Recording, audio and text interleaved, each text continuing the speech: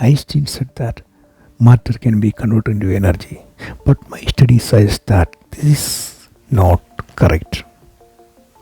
Mass defect is converted into a super thin form of matter.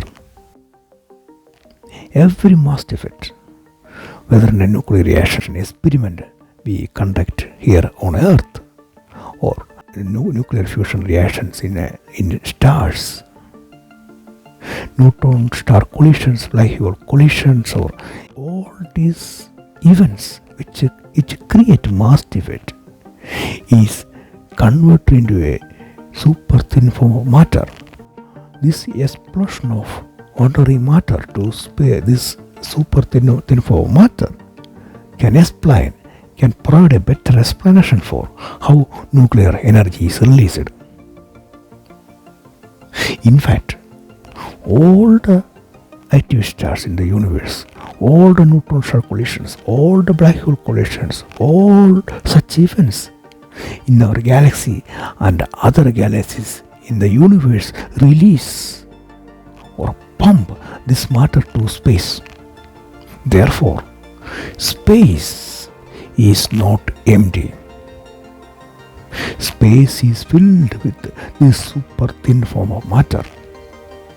You can call it Aether or whatever you like, but there is something in space. Space is filled with a super thin form of matter. Since ancient times, it was believed that space is filled with a form of matter. Therefore, I would like call this super thin matter as Aether. This fact, that means space, there is a space filling substance. It can provide a better and alternative explanation for all phenomena which are explained or predicted by the theories of relativity. Einstein, when he developed his relativistic ideas, he completely ignored the possibility of this substance. He blindly followed the result of the Michelson-Morley experiment. Michelson-Morley type experiment cannot detect this matter, but there are other alternative ways to detect its presence. In fact, space-filling substance is a reality.